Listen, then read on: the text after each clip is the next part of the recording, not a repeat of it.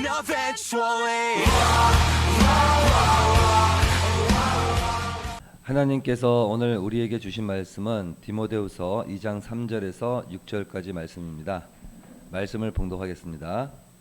너는 그리스도 예수의 좋은 병사로 나와 함께 고난을 받으라. 병사로 복무하는 자는 자기 생활에 얽매이는 자가 하나도 없나니 이는 병사로 모집한 자를 기쁘게 하려 함이라. 경기하는 자가 법대로 경기하지 아니하면 승리자의 관을 얻지 못할 것이며 수고하는 농부가 곡식을 먼저 받는 것이 마땅하니라. 아멘. 자리에 앉으시 바랍니다.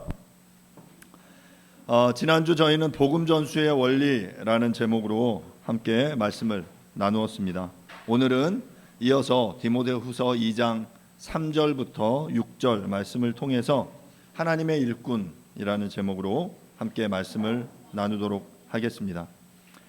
지난주 저희는 앞선 디모데후서 2장 1절부터 2절 말씀을 통해서 복음 전수의 원리 세 가지를 함께 나눴습니다. 그 첫 번째는 복음을 전수받는 자가 그리스도 예수의 은혜 속에서 강해야 한다라는 것이고요.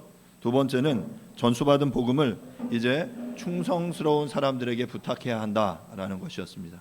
그리고 이어서 세 번째는 이제 그 복음을 또 다른 사람에게 가르칠 수 있게 해야 한다라는 것이 지난주 저희가 함께 나눈 말씀이었습니다.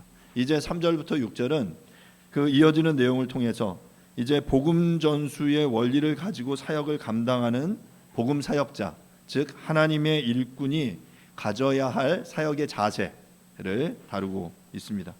그 자세를 세 가지 비유를 통해서 우리에게 설명해 주는데요. 아마 이 본문은 디모데 후서에서 가장 잘 알려진 본문 중에 하나일 거라고 생각이 됩니다.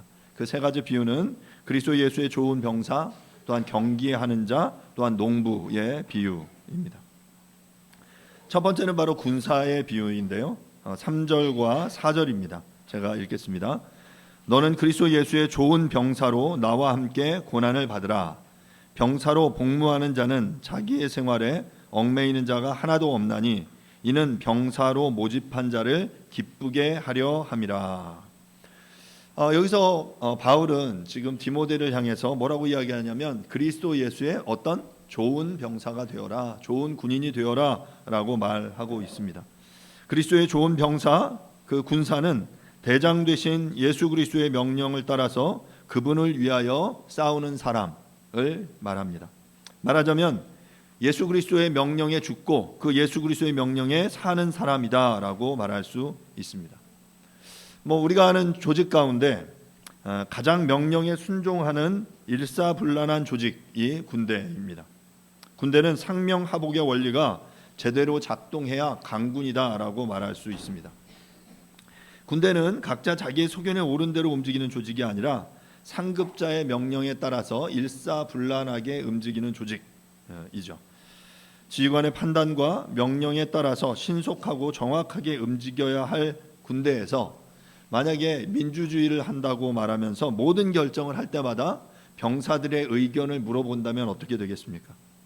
적군 앞에서 중요한 이 싸움 앞에서 절체절명의 위기 속에서 중요한 결정을 내리지 못해 우왕좌왕하거나 의견에 맞지 않아서 갈라서고 이탈하게 될 것입니다.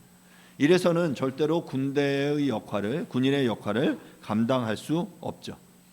이런 군인을 뭐라고 부르냐면 오합지졸이라고 부릅니다. 당시를 좀 생각해 보면요, 1세기 이 당시의 전쟁은 보통 저희가 예전에 고대의 전쟁을 상상해 보시면 기마전이나 어떤 보병들의 전투가 그 전쟁의 주를 이루었습니다.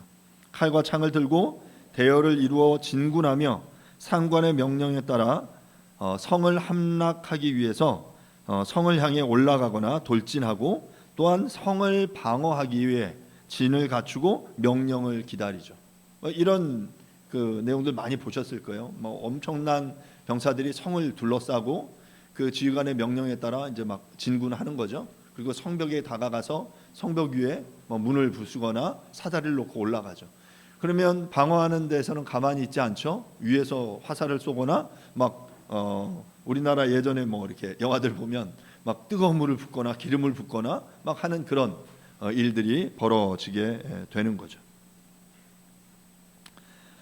이런 상황 속에서 공격하는 병사들이나 수비 방어하는 병사들 모두 이러한 그 무모한 전투를 하는 이유는 쏟아지는 화살에도 불구하고 막 이게 방패로 가리면서 진을 대화 오와 열을 갖추면서 앞으로 전진하는 이유는 바로 그것이 명령이기 때문에 그렇습니다. 현대의 보병종도 그렇게 많이 다르지는 않습니다. 도시나 한 지역을 점령하기 위해서 양군이 대치되어 있는 상황에서 변수를 만들어내기 위해서는 특공대를 조직해서 우회 침투시키거나 아니면 공군이나 포병의 지원 사격을 받으며 그리고 나서 목표를 향해 돌진합니다. 제가 예전에 ROTC 훈련을 받을 때 그 훈련 중에 각계전투라는 훈련이 있었어요. 각계전투는 뭐냐면 그러니까 각계전투를 하는 거예요. 근데 이제 소대장 훈련을 이제 받으니까 이제 소대장이 그 각계전투에서 어떤 역할을 하는지를 배우죠. 특별히 이제 그런 각계전투를 하면 각계전투 훈련장에서 훈련을 해요.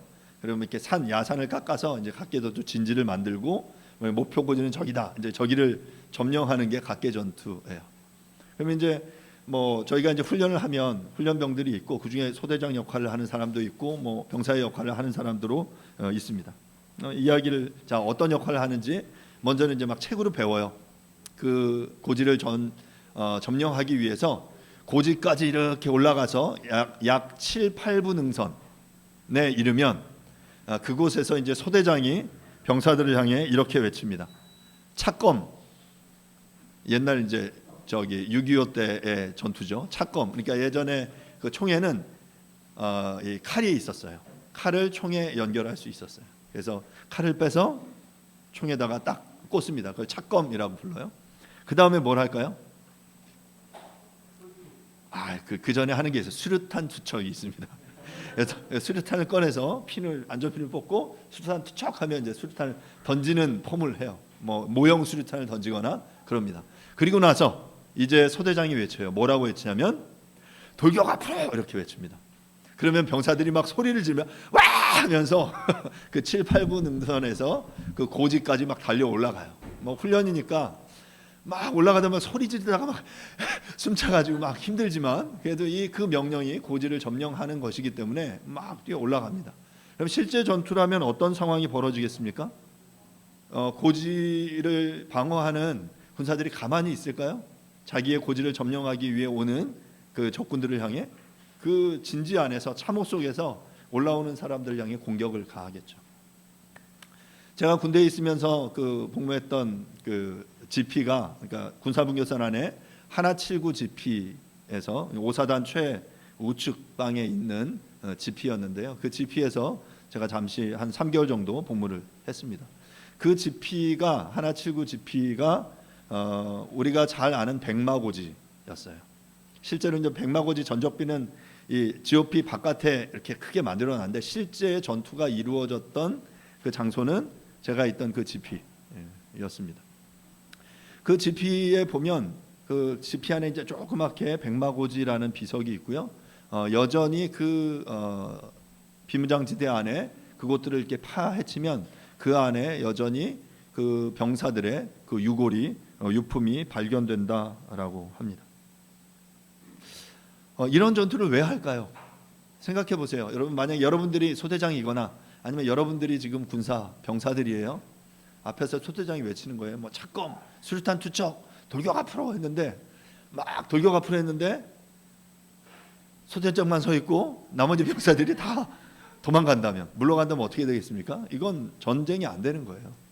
하지만 그 말도 안 되는 그 명령, 이 분명히 돌격 앞으로 나가면 적군들이 나를 향해 조준 사격을 한다라는 것을 알면서도 그 명령을 좇아서 죽을 것을 알면서도 돌격하는 이유가 뭡니까?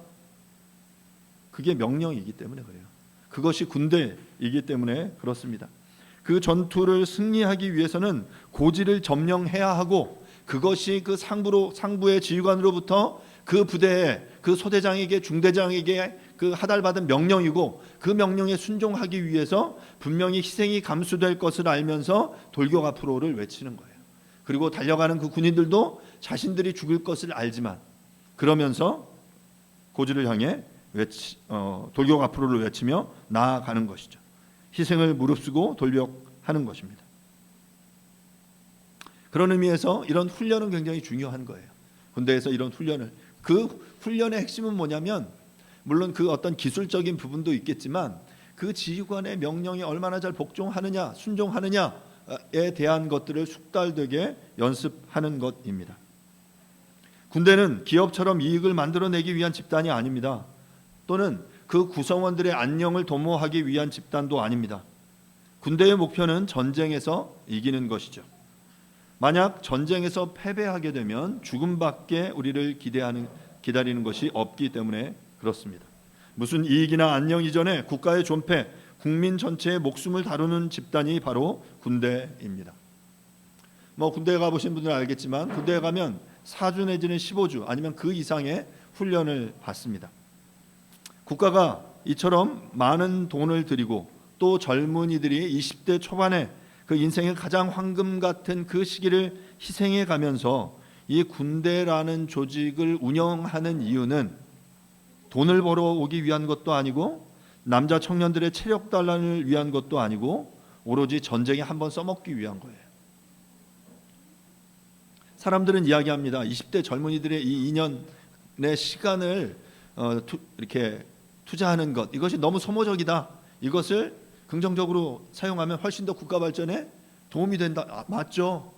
20대 청년들, 그 남자들이 그 시간에 공백이 생기는 게 그들의 삶에 굉장히 손해인 것을 알지만, 하지만 뭐 때문에 가는 거예요? 나라를 지키기 위해서 가는 거예요. 우리 안에 그 상존하는 이런 그 군사적인 위협이 있기 때문에 그것을 대비하기 위해서 군대에 가는 것이죠.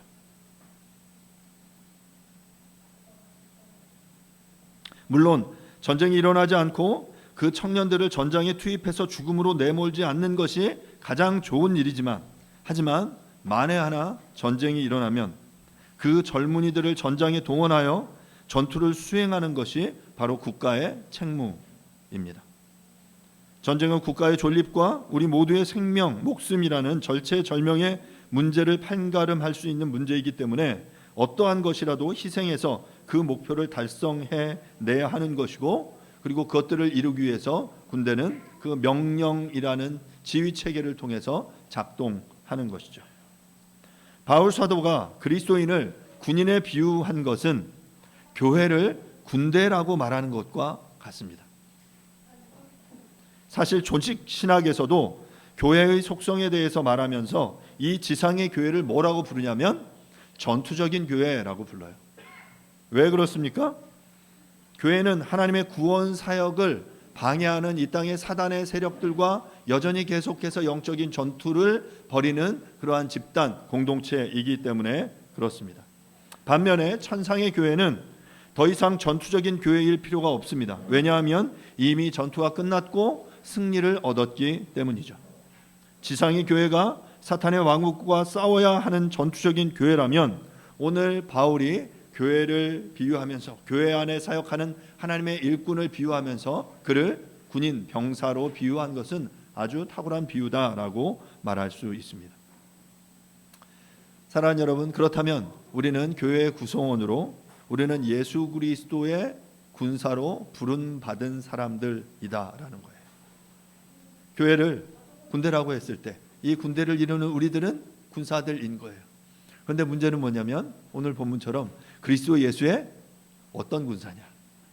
오늘 본문은 뭐라고 해요? 좋은 군사. 좋은 군사. 여러분, 좋은 군사는 무슨 군사입니까? 군인이라고 다 같은 군인이 아니에요. 그런 얘기들 많이 하죠. 그저 국방부 시계에 돌아가는 것만 바라보며 억지로 시간만 때우다가 나오는, 세월만 보내다가 제대하는 사람들도 있을 것이고, 또는 자신의 직무에 충실하고 국가를 위해 자신의 생명을 바친 군인들도 있습니다. 오늘 본문에서 사도는 디모데에게 그리스도 예수의 좋은 군사가 되라, 좋은 군사가 되라라고 말합니다. 그저 머릿수나 채우는 허수아비 같은 군인이 아니라 없으면 안 될 꼭 필요한 좋은 군인이 되어야 한다라고 말하고 있는 것이죠. 우리 모두가 군인인데 사령관이신 예수 그리스도께서 우리를 데리고 전쟁에 나가시려고 할 때 정말 우리 한 사람 한 사람이 그 사령관이신, 지휘관이신 그분이 믿을 만한 좋은 군인인가, 아니면 그분의 명령에 제대로 순종하지 않는 오합지졸인가, 어떻게 알 수 있겠습니까? 바로 그것은 그 군인이 그 명령에 충성하고 주인의 그 뜻을 따라 최선을 다하는 충성스러움이 그 가운데 있느냐라고 냐에 따라 판단되는 것이죠. 좋은 군사란 누군가 하면, 오늘 본문 속에 말하면 바울에 의하면 고난을 받을 수 있는 군인이다라고 말해요. 고난을 받을 수 있는 군인이란 자기 목숨이라도 바칠 수 있는, 그만큼 충성스러운 군인이라는 것입니다. 좋은 군인은 충성심에 의해 결정돼요. 충성심은 나뉘어지지 않은 마음이에요. 능력이 좋고 기술도 좋고 체력도 좋을 필요가 있지만 더 중요한 것은 충성스러움인 거죠. 충성심이 강해야 좋은 군인이 될 수 있습니다. 힘도 좋고 기술이 좋아서 자기의 소견에 옳은 대로 행하는 것, 좋은 군인이라고 말할 수 없어요. 충성스러운 군인, 그 주인의 명령에 온전히 순종하는 그 군인이야말로 좋은 군인이다라고 말할 수 있습니다. 제가 어제 여러분들 그 교회 전체 카톡창에 영상을 하나 보내드렸는데 혹시 영상을 보셨나요? 예, 보신 분들도 있고 안 보신 분들도 있고, 안 보신 분은 꼭 집에 가서 아이들도 한번 보여주세요. 자막이 없어서 영어로 나오지만 그래도 보는데 아무 문제가 없을 겁니다. 예전에 해리슨 포드가 주연했던 영화 에어포스 1이라는 영화의 짧은 클립을 여러분들에게 보여드렸어요. 에어포스 1은 미공군 1호기, 즉 대통령 전용기를 말합니다. 그러니까 대통령이 탑승하는 순간 그 비행기의 호출부호는 에어포스 1이 되는 거예요. 이 영화는 대통령 전용기가 공중 납치되는 이야기인데요. 그 앞에 굉장히 아주 드라마틱한 장면들이 계속 많이 나옵니다. 나치범들을 모두 죽이고 비행기를 되찾아 돌아오는 길에 적 정투기들의 공격을 받게 됩니다. 적기의 공격을 회피하며 긴급히 간신히 날아오고 있죠. 오는데 막 공격을 받아서 엔진도 꺼지고 막 여기저기 비행기의 기체에 그 문제가 생기는 그 상황들이었어요. 자, 그런데 이 적기 편대가, 미극이 편대가 나타나서 이제 그 에어포스 1을 공격합니다. 그 미사일이 공격하면 여러분 영화 보시면 이렇게 플레어라고 이렇게 조명탄 같은 걸 발사해요. 그게 이제 어떤 원리냐면, 미사일이 날아갈 때 조준하면 그 미사일이 그 목표물을 향해 날아가는데 보통 열 추적을 해요. 그 엔진에서 나오는 열을 추적해서 미사일이 이렇게 그 비행기를 이렇게 따라가는데, 그때 그 공격을 회피하기 위해서 플레어를 발사해요. 그 플레어만 조명탄처럼 생긴 걸 발사하면, 그리고 이제 비행기는 막 급선회 하죠. 그러면 조명탄에서 나오는 열을 그 미사일이 비행기를 오인해서 그 플레어에 미사일이 격추되는 거예요. 자, 그렇게 이제 막 플레어를 발사하면서 막 긴급하게 회피하면서 간신히 도망가고 있었는데, 그때 마침 그 미군의 그 정예 비행기 편대가 딱 도착해요. 그리고 적군들을 다 막 격추시키는 아주 화려한 장면이 등장을 합니다. 그런데 이제 문제는 여기서 끝나지 않죠. 그 적기가 한 대 남았고, 그 적기가 이제 그 미공 그 에어포스 1을 딱 조준했어요. 미사일을 발사했습니다. 그런데 문제는 비행기 이제 더 이상 그 플레어가 남지 않았어요.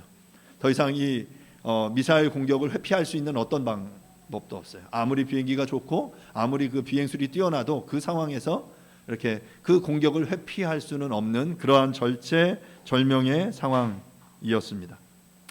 이 짧은 순간 어떤 일이 벌어지냐면, 그때 그 에어포스 1을 향해서 그 전투기 한 대가 돌진해서 대신 그 미사일을 맞습니다. 예, 마치 가미가제 특공대처럼 그 미사일을 향해 자신의 그 비행기를 드리는 거죠. 그리고 비행기는 그 전투기 헤일로 2호기라고 부르는 그 2호기는 격추돼요. 대신 에어포스 1은 안전하게 비행을 마치게 되죠. 왜 지금 이 상황에서 이 짧은 순간, 찰나의 순간이었을 거예요. 그 미사일이 날아오고 이제 이것을 이제 막으려고 이제 뭐 노력을 했는데 결국 이제 안 돼서 격추될 수밖에 없는 상황에 자신의 몸을 산화해서 이 에어포스 원을 지킨 거죠. 왜 그렇습니까? 그 군인에게, 그 공군에게 주어진 명령이 바로 에어포스 원을 대통령이 타고 있는 그 탑승기를 보호하는 것이 그에게 주어진 임무, 명령이었기 때문에 그렇습니다. 그 명령에 순종하는 것, 바로 그것이 충성이에요. 그러면 무엇이 우리로 하여금 이러한 충성심이 있는 좋은 군사를 만드는 것일까요? 어떻게 그런 충성심을 가질 수 있겠습니까? 바울은 병사로 모집한 자를 기쁘시게 하기 위해서는 자신의 생활에 얽매여서는 안 된다라고 본문은 말하고 있습니다. 말씀드린 대로 충성심은 나뉘어지지 않는 마음이에요. 여러분, 군인이 전투에 나가면 집안일을 걱정하게 되면 좋은 군인이 될 수 없습니다. 군사로 모집한 자, 즉 군대의 사령관은 그런 병사를 기뻐할 수 없어요. 차라리 집으로 돌려보내는 것이 군대 전체의 사기를 위해서 나을지도 모릅니다. 우리가 그리스도의 군사로 교회에 속해 있고 영적인 전투를 치르고 있지만 그렇다고 우리가 각자 자신의 생활이 없을 수는 없습니다. 그러나 문제는 자기 생활이 있는가 없는가 하는 것이 아니라 자기 생활에 얽매여서 전투를 제대로 치를 수 없는 형편없는 군인이 되느냐 그렇지 않느냐라는 것이죠. 그 영상에서 나오는 그 전투기 조종사에게 아내나 자녀, 부모 그리고 자신의 소중한 미래가 없었을까요? 그에게도 지켜야 될 가족과 그와 함께할 그 미래가, 꿈꾸는 미래가 있었을 거예요.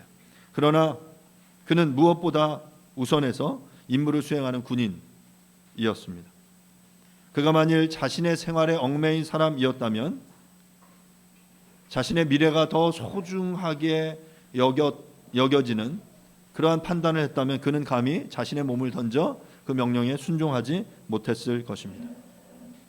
결국 우리에게는 그리스도 예수를 사령관으로 모시는 그리고 그분을 따르는 군인으로서 그러한 지혜와 충성심이 우리에게 필요하다라는 말입니다. 사랑하는 여러분, 우리들에게 그러한 충성심이 있습니까? 복음을 위해서 우리의 삶을 그렇게 내던질 마음의 자세가 우리에게 되어 있는가 말입니다. 두 번째 비유는 경기자의 비유입니다. 운동선수의 비유예요. 5절 말씀을 제가 한번 읽도록 하겠습니다. 경계하는 자가 법대로 경계하지 아니하면 승리자의 권을 얻지 못할 것이며, 경계하는 이라고 번역된 아들레라는 표현은 경쟁을 의미하는 명사 아들로스에서 파생된 표현입니다. 경쟁하다, 싸우다라는 의미를 가진 표현인데요. 당시 헬라 지역은 올림픽 경기가 유명했습니다. 바울은 이 경기에 참여하는 운동선수가 법대로 그 룰대로 원칙대로 경기하지 않을 경우 발생하는 결과를 상기시키면서 충성된 복음의 일꾼으로 하여금 어떻게 무엇대로 법대로 경기할 것을 권하고 있는 것입니다. 여기서 나온 표현이 애슬리트, 그 운동선수라는 표현이에요. 바로 그렇게 애써서 그 운동하며 싸우는, 경제하며 싸우는 그 룰대로 싸우는 사람, 바로 그것이 그 운동 경기하는 경기자이죠. 우리는 잘 알고 있습니다. 아무리 결과가 좋아도 법대로 경기하지 않으면 면류관을 얻을 수 없다는 사도의 말이 오늘날 우리에게 많은 도전이 됩니다.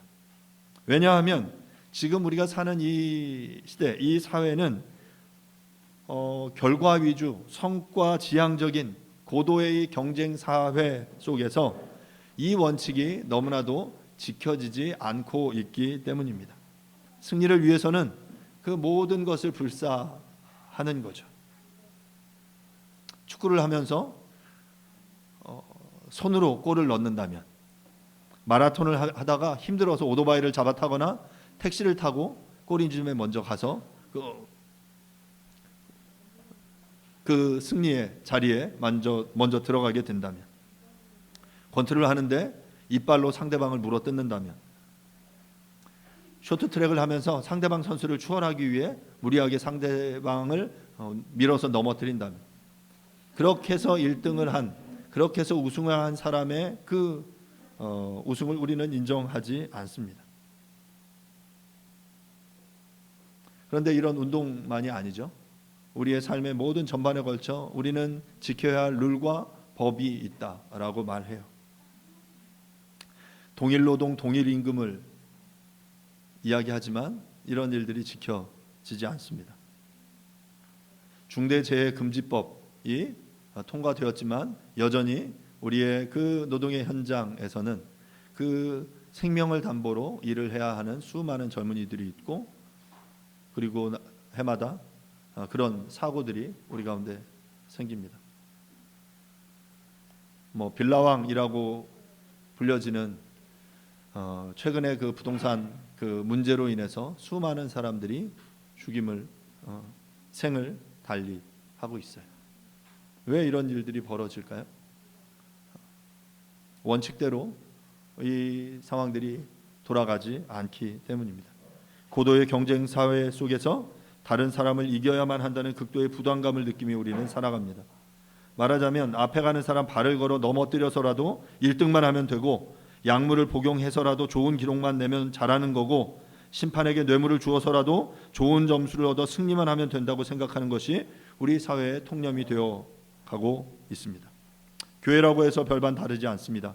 다른 교회에 다니고 있는 사람들을 많이 데려와서 수평이동을 통해서 교인 수만 많아지면 능력 있는 목사가 되고, 있지도 않은 사실을 만들어내서 남을 모함하고 헐뜯고 자기만 좋은 사람, 좋은 교회라고 인정받으려고 하는 일도 우리 주변에서 얼마든지 찾아볼 수 있습니다. 남의 발을 걸어 넘어뜨렸든 심판을 매수했든 금지 약물을 복용했든 1등을 하고 승리만 하면 잘했다라고 인정받는 것이 사실입니다. 여러분은 어떻습니까? 그래서 당장 잠시 동안은 행복할지 모릅니다. 그러나 사도의 말씀에 의하면 법대로 경기하지 않으면 그 승리의 면류관을 얻지 못한다라고 말합니다. 그런데 중요한 것은 여기 본문에서 말하는 면류관은 사람들의 인정이 아닙니다. 우리가 목표로 하고 있는 면류관, 의의 면류관, 생명의 면류관은 거짓 사실에 근거한 사람들의 판단에 근거한 것이 아니죠. 우리의 중심을 보시고 하나도 놓침이 없이 다 들여다보시는 하나님이 판단하시고 인정하셔서 주시는 의의 면류관, 생명의 면류관인 것입니다. 여러분, 두렵지 않습니까? 우리는 남을 속이면서 승리하면 잘한다라고 인정받지만 하나님 편에서 절대로 그것은 그 면류관을 받을 수 있는 것이 아니다라는 거예요. 하나님의 시선이 불꽃 같은 그분의 눈이 우리를 추적하시고 우리를 바라보시면서 마지막 때에 그 정말 우리가 법대로 그 원칙대로 룰대로 경기했는지를 보시면서 그것들에 대해서 판단하심으로 우리에게 면류관을 주실 것이다 라고 말하는 것입니다. 그렇다면 하나님의 경기자로서 그 영적인 전투 가운데 우리가 그 하나님의 그 싸움을 싸우는 사람들로서 우리에게 적용되는 원칙이 무엇입니까? 그 원칙을 우리는 제대로 숙지하고 있습니까? 축구를 하려면 업사이드가 뭔지 알아야 돼요. 축구 전술이 뭔지 알아야 됩니다. 야구를 하려면 더블 플레이는 뭐고, 도루는 뭐고, 인필드 후라이는 뭐고, 스트라이크, 낫아웃 상태는 뭔지 알아야 우리가 제대로 야구를 하고 야구를 관전할 수 있습니다. 우리는 하나님의 경기자로 거룩과 사랑이라는 아주 근본적인 원칙을 준수하며 싸움을 싸워야 합니다. 경기를 해야 합니다.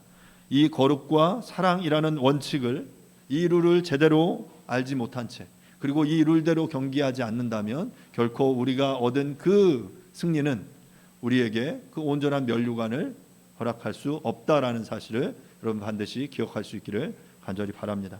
마지막으로 세 번째, 농부의 비유입니다. 6절인데요. 수고하는 농부가 곡식을 먼저 받는 것이 마땅하니라. 농부의 가장 특징은 뭡니까? 수고하는 겁니다. 곡식을 가장 먼저 손에 쥐는 사람은 그 곡식을 심고 가꾸고 가장 먼저 수확한 농부 자신입니다. 그 곡식을 위해 눈물로 씨를 뿌리며 땀을 흘렸던 그 수고는 풍성한 수확으로 보상을 받는 것이고, 그 수확을, 곡식을 수확하는 감격의 기쁨은 다른 누구에게도 양보할 수 없는 것이죠. 그것을 심고 가꾼 사람만이 그 곡식을 수확하는 기쁨을 가질 수 있는 것입니다. 그런데 문제는 그 곡식의 열매는 거저 공짜로 얻을 수 있는 것이 아니다라는 사실입니다.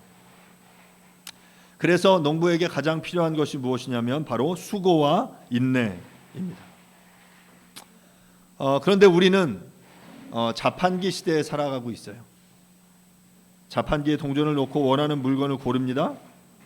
그러면 그 자판기에서 물건이 나와요. 이렇게 굉장히 신속하게 뭔가 결과물이 나오고 그것을 요구하는 시대에 사는 거예요. 자, 그런데 동전을 놓고 버튼을 눌렀는데 물건이 안 나와요. 그럼 우리 어떻게 합니까? 예, 맞습니다. 저 대답을 기다렸는데 발로 찹니다. 손으로 때리거나 아니면 레버를 비틀어서 동전이 다시 나오게 하거나 물건이 나오게 하죠. 그런데 농부의 수고는 어떻습니까? 오늘 씨앗을 뿌리고 물 주고 거름 메고 잡초를 제거하면 다음 날 밭에 나오면 열매가 맺혀 있습니까? 여러분, 그런 법은 없습니다. 새벽 일찍 들판에 나갑니다. 이쪽 일항에서 저쪽까지 호미를 들고 잡초를 제거합니다. 점심을 먹고 일을 다시 시작합니다. 또 새참을 먹습니다. 또 일을 시작해요. 그리고 해가 지면 집에 돌아옵니다. 그렇게 하루 수고하면 끝입니까? 아니에요. 다음 날 일어나서 똑같이 합니다. 그 다음 날도 들판으로 나가 똑같은 일을 반복적으로 수행해야 하는 것이죠. 성경은 이것에 대해서 수고한다라고 말을 해요. 하루 이틀, 일주일, 한 달, 거의 한 계절을 수고해야만 열매를 볼 수 있는 것이죠. 사랑하는 여러분, 지금 바울은 하나님의 일꾼들을 향해 농부라고, 수고하는 농부라고 말을 해요. 영적인 수고도 마찬가지입니다. 이렇게 여러분들이 마음 딱 먹고 예배 한번 딱 드리고 은혜 왕창 받고 이제 확 변해서 하나님의 일꾼이 되고 하나님의 제자가 되면 얼마나 좋겠습니까? 하지만 여러분, 절대로 그런 법은 없습니다. 예배 한번 열심히 드리고 아니면 기도 한번 빡세게 했다고 하나님 나라의 일꾼이 되거나 제자가 되는 법은 없습니다. 성경 공부를 한 단계 1년 열심히 했어요. 그리고 수료증을 딱 받았어요. 그래, 나는 이제부터 하나님의 일꾼이야. 그럽니까? 아니에요. 그냥 그 서티피케이트, 수료증 받은 것뿐이지 정말 그 사람이 하나님 나라의 제자인 것은 그 삶에 계속되는 삶을 통해 드러나야만 하는 것이죠. 영혼을 변화시키는 일은 지난한 인내와 수고의 과정을 요구합니다. 한 영혼을 변화시키는 데는 끊임없는 사랑과 기도가 필요합니다. 기다려도 등장하지 않는 사람들을 기다리며 성경을 읽고 기도합니다. 훈련받는 것을 부담스러워하는 이들을 독려하며 그들의 참여와 헌신을 기다립니다. 한두 시간의 제자 훈련을 위해서 한두 시간을 차로 달려갑니다. 때로는 아무리 수고해도 변하지 않는 것 같고 내 세월만 죽이는 것 같은 생각이 들기도 합니다. 그렇다고 그 복음 전수하는 일을 포기하시겠습니까? 농부가 열매를 얻기 위해서는 끊임없이 수고해야 합니다. 영적인 수고도 이와 같습니다. 한 영혼이 열매를 얻기 위해서는, 한 영혼이 정말 하나님 앞에서 정말 그 하나님을 알지 못하는 자리에서, 불신의 자리에서 하나님을 믿는 그 믿음의 자리로, 또한 그 믿음의 자리에서 이 헌신의 자리로 나아가기 위해서는, 그렇게 복음이 제대로 전수되기 위해서는, 그래서 전수된 그 복음을 받아 그 사람이 충성된 사람이 되어 또 다른 사람을 세우게 하기 위해서는 수고하는 농부처럼 수고가 필요한 것이죠. 인내와 사랑과 땀 흘림과 수고와 눈물과 기도가 그 안에 있어야만 하는 것입니다. 땅은 정직합니다. 농부가 땀 흘려 수고한 만큼 땅은 열매로 보답합니다. 그렇기에 수고한 농부는 그 밭의 열매를 먼저 받는 것이 마땅하죠. 이 곡식과 열매를 영적인 차원으로 볼 수도 있습니다. 하나님을 알지 못하는 영혼들에게 복음을 전하는 그것은 땅에 씨앗을 뿌리는 것과 같습니다. 그렇게 쉬지 않고 수고하며 인내함으로 씨앗을 뿌리고 그것을 가꿀 때 그 구원의 기쁨을 하나님의 일꾼이 가장 먼저 맛보는 것은 당연한 일입니다. 어찌 보면 그 하나님이 허락하시는 그 기쁨을 알기에, 비록 그것이 더디고 힘겹고 끝없는 수고를 해야 하는 일임을 알지만 그 열매가 얼마나 가치 있고 얼마나 소중한 것인지를 알기에 그 일에 우리의 삶을 드리는 것을 아까워하지 않는 것이죠. 누가? 바로 그 하나님의 일꾼이. 제가 개인적으로 그 수요일마다 전주대 가서 수업을 하는데요. 최근에 이런 일이 있었어요. 수업을 마치고 이제 돌아오는 길에 한 학생이 저에게 면담을 신청했습니다. 수업 마치고 이제 집으로 돌아오려면 그 수업이 끝나는 시간 한 8시 반 되거든요. 그래서 이제 막 거기서 전주 고속터미널로 가서 버스 타고 오려고 그러면 그날 집에 오기가 힘들어요. 맞춰야 되는데 빨리 움직여야 되는데 그 친구가 잠깐 저에게 면담을 요청했어요. 뭐 또 학생이 그렇게 요청하는데 안 돼, 시간 없어, 바빠, 할 수 없잖아요. 예, 이야기를 들었어요. 그 친구가 자기가 지금 한 뭐 22살인가 23살 된 친구인데 자기가 지금껏 살아오면서 자기는 교회 한 번도 나간 적이 없대요. 그리고 뭐 신앙생활 해본 적도 없고 기독교에 대해서 별로 이렇게 좀 부정적인 시선이 많았다라고 이야기하더라고요. 그러면서 뭐라고 그러냐면 자기가 근데 이번 학기 이번 수업을 들으면서 자기가 기독교에 대한 생각이 좀 바뀌었대요. 그 교수님이 이야기해 주시는 그 기독교라면 그게 정말 성경이 말하는 이야기라면 교회 한번 다녀보고 싶다고 이야기하더라고요. 그래? 뭐 집에 가는 거 중요하지 않죠? 그래? 그러면 내가 교회를 소개시켜 줄게. 그러면서 언제 갈래? 막 그러면서 이야기했어요. 그래서 제가 전주에 알고 있는 그 교회를 몇 개 이제 그 친구 소개하면서 이 교회 가봐라. 아주 좋은 교회다. 그러면서 시간이 근데 많이 대화할 수가 없어서 야, 지금 시간이 많지 않으니까 다음 주에 수업 전에 만나서 함께 좀 이야기를 하자. 그래서 이번 주 수요일 날 만나서 함께 잠깐 이야기를 나눴어요. 아직 뭐 교회 가지는 않았어요. 하지만 그 친구는 마음이 열려 있고 반드시 교회 가겠다라고 이야기를 하더라고요. 저는 그 시간에 그 친구의 이야기를 들으면서 오늘 본문의 말씀이 생각났어요. 수고하는 농부가 그 열매를 먼저 맛보는 것이 마땅하다. 저는 그렇게 제가 수업 3시간 하려면 차에서 몇 시간 들여야 되는지 아세요? 왕복 한 9시간 10시간을 드립니다. 지하철 타고 터미널 가서 버스 타고 가서 또 올 때도 버스 타고 버스 안 타요. 전주대에서 하려면 택시 타고 가야 돼요. 택시 타고 고속터미널 가서 지하철 갈아타고 집에 옵니다. 그러면 교통으로 들이는 시간이 한 9시간이에요. 8시간, 9시간. 수업 2시간, 3시간을 위해 9시간을 허비하면서 갔다 와요. 낭비죠. 여러분 단가로 계산하면 제가 거기서 그 페이 나오는 게 교통비 조금 정말. 근데 이제 제가 시간당 들인 저의 노력을 비교하면 이거는 별로 이렇게 추천하고 싶은 일은 아니에요. 하지만 왜 그 일을 합니까? 거기에 그 생명을 살리는 그 일이 있기 때문에 그래요. 거기에 젊은 친구들이 있고 젊은 대학생들에게 마음껏 복음을 하나님의 말씀을 전하고 그렇게 그 복음에 대해서 기독교에 대해서 굉장히 적대적이었던 굉장히 많은 친구들이 적대적이에요. 교회에 대한 그 뉴스 미디어의 그 이야기들은 다 부정적인 이야기들 태반이거든요. 그런데 교회는 그런 데가 아니야. 교회는 그 하나님의 말씀을 전하고 복음을 전파하고 주변의 사람들을 살리고 또한 그 나눔과 섬김을 하는 것이 바로 교회야. 교회를 이루는 사람들은 이런 일들을 하고 있어. 목회자들은 이렇고 우리 그 성경이 우리가 그 믿는 그 기독교의 복음은 성경에 기록되어 있어. 성경의 내용은 이런 거야라고 그들에게 설명을 하는 거죠. 그러면 그들이 그 중에 일부는 뭐 다는 아니지만 기독교에 가지고 있던 반감이 조금씩 낮아지기도 하고 관심을 보이기도 하고 어떤 친구들은 교회 다니다가 지금 안 다니고 있는데 교회를 끊고 있었는데 지금 이제 교회 다시 나가고 있어요. 봉사하고 있어요. 그런 이야기 피드백을 듣습니다. 그런 이야기를 들을 때 그것이 저에게 허락하시는 그 주님이 나에게 그 보여주시는 열매라고 생각해요.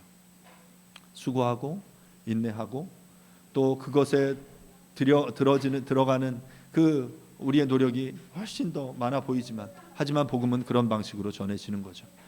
그 무수한 낭비와 헛돼 보이는 효율적이지 않은 것 같은 그러한 수고와 노력 속에서 복음은 그렇게 전해지는 것입니다. 결국 바울은 디모데로 하여금 그리스도 예수 안에서 하나님으로부터 바울에게 위임된 복음 증거의 사명을 위탁받아 이 사역에서 아침부터 저녁까지 쉬지 않고 땀 흘리며 수고하는 농부와 같이 수고할 것을 요청하고 있는 것입니다. 여러분 이 요청이 저에게만 주어지는 요청이 아니라 바로 우리들에게 주시는 요청이라는 것을 여러분 받을 수 있기를 바라요. 그렇게 수고하면 먼저 상급을 받게 될 것이다 라는 사실을 알려주고 있는 거예요. 봄에 씨를 뿌리고 여름에 땀 흘리고 그렇게 수고하며 가꾼 농부가 가을에 추수의 열매를 얻는 것, 그것은 너무나 당연한 것이죠. 때를 얻든지 못 얻든지 수고하며 애쓰며 복음의 씨앗을 뿌리는 자에게는 그 뿌린 말씀의 씨앗을 통해 그 하나님이 정하신 그 때에, 하나님이 예비하신 그 때에 풍성한 영적 열매를 얻게 될 것이다 라는 말입니다. 말씀을 마무리하겠습니다. 오늘 말씀을 통해서 여러분에게 도전하고 싶은 것은 우리들이 바로 그런 좋은 군사가 되어야 한다라는 것입니다. 전쟁이 일어났는데 뒷짐지고 도망가는 자들이 아니라 주님이 약속하신 생명의 연료관을 바라보면서 그 전투의 최전선에서 싸울 수 있기를 바랍니다. 그 과정에서 피 흘리며 때로는 그 우리의 생명을 바쳐야 하는 그러한 그 절체절명의 위기의 상황이 있을 수 있지만, 하지만 승리케 하시는 주님을 바라보며 또한 그것에 그 명령에 순종하여 삶을 드렸을 때 하나님께서 우리에게 생명의 면류관, 승리의 면류관, 의의 면류관을 주실 것이다 라는 그 약속의 말씀을 의지하여 우리가 그리스도의 좋은 군사가 되어야 하는 것입니다. 또한 경기를 바라보는 관중이 아니라 필드에서 법대로 경기하는 선수가 될 수 있기를 바랍니다. 그래서 가능하다면 믿음의 대표 선수들이 될 수 있기를 바랍니다. 대표 선수가 되려면 어떻게 해요? 열심히 준비해야죠. 열심히 해서 그 기량을 쌓고, 그래서 그것들을 법대로 룰대로 경기할 때 그 승리의 기쁨을 누리게 되는 것입니다. 마지막으로 농부가 키운 농작물을 먹어치우는 것만이 아니라 땀 흘려 수고하고 인내함으로 타인의 먹을 것을 공급해주는 그러한 농부가 되라는 것입니다. 결코 쉬운 일은 아닙니다. 수고와 인내, 노력과 희생, 눈물과 땀이 우리에게 요구되어지는 일입니다. 하지만 다시금 말씀드리지만 이 하나님의 일꾼, 복음의 일꾼으로 복음의 이 사역에 동참하는 이것 정말 하나님이 기뻐하시는 그리고 아주 중요한 일이다라는 사실을 여러분 기억하실 수 있기를 간절히 바랍니다. 군사로서의 충성심, 경기자로서의 거룩과 사랑의 원칙, 룰을 지키는 모습, 농부로서의 인내와 수고로움이 우리에게 있을 때 우리는 온전한 하나님의 일꾼이 될 수 있을 것이고, 하나님께서는 우리를 인정하시고 우리에게 상급을 허락하실 것입니다. 그렇게 우리 모두 하나님이 기뻐하시는 하나님의 일꾼이 될 수 있기를 간절히 바랍니다. 이 시간 함께 말씀을 생각하시면서 잠시 기도하겠습니다. 하나님, 그 하나님의 좋은 그리스도 예수의 좋은 군사가 되기를 원합니다. 법대로 경기하는 그 경기자가 되기를 원합니다. 또한 그 수고하는 농부가 되기를 원합니다. 주님, 이 부름에 순종하는 것 쉽지 않은 것 알지만 주님이 약속하신 그 면류관을 믿고 또한 이 싸움 가운데, 이 수고함 가운데 주님이 함께 하실 것을 알기에 우리가 이 길, 이 하나님의 일꾼으로서의 그 삶을 살기를 원합니다. 주님, 우리에게 능히 그럴 수 있는 힘과 능력을 주십시오. 우리가 함께 잠시 조용하게 기도하도록 하겠습니다. 기도하겠습니다. 하나님 아버지, 하나님 아버지,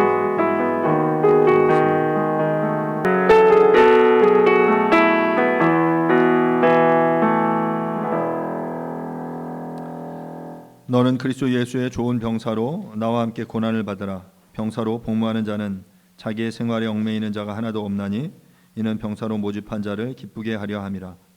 경기하는 자가 법대로 경기하지 아니하면 승리자의 관을 얻지 못할 것이며 수고하는 농부가 곡식을 먼저 받는 것이 마땅하니라. 하나님, 우리가 이 하나님의 일꾼이 되기를 간절히 원합니다. 그리스도 예수의 좋은 병사가 되어서 하나님 주님의 명령에 순종함으로 그 승리의 기쁨에 참여하는 자들 되게 해주시고, 법대로 경기함으로 그 승리자의 관을 누리게 해 주옵소서. 수고하는 농부가 되어서 정말 때를 따라 뿌리는 그 씨앗이 정말 그 귀하고 아름답게 열매 맺는 것을 목도하고 그 곡식을 가장 먼저 또 손에 넣고 그 곡식의 맛을 보는 그러한 기쁨에 우리들이 참여할 수 있게 되어지기를 주여 간절히 원합니다. 하지만 이 부름에 순종하는 일이 결코 쉽지 않습니다. 수고와 희생과 눈물과 땀이 우리에게 요구될 텐데 하나님 그 주님의 부름 앞에 믿음으로 순종하며 나아가게 하시고 능히 이 싸움, 이 경주를 이 수고를 끝까지 우리가 감당할 수 있는 힘과 능력을 우리에게 주시옵소서. 그렇게 능히 이루실 그 주님을 찬양합니다. 감사드리고 예수님의 이름으로 기도합니다. 아멘. 교리문답 22번 문항입니다. 구속자는 왜 참 인간이셔야 합니까? 인성 안에서 우리를 대신해 모든 율법을 완전하게 순종하시고 인간의 죄에 대한 형벌을 감당하셨기 때문입니다. 또한 그 안에서 우리의 연약함을 동정하실 수 있기 때문입니다. 아멘. Happen eventually.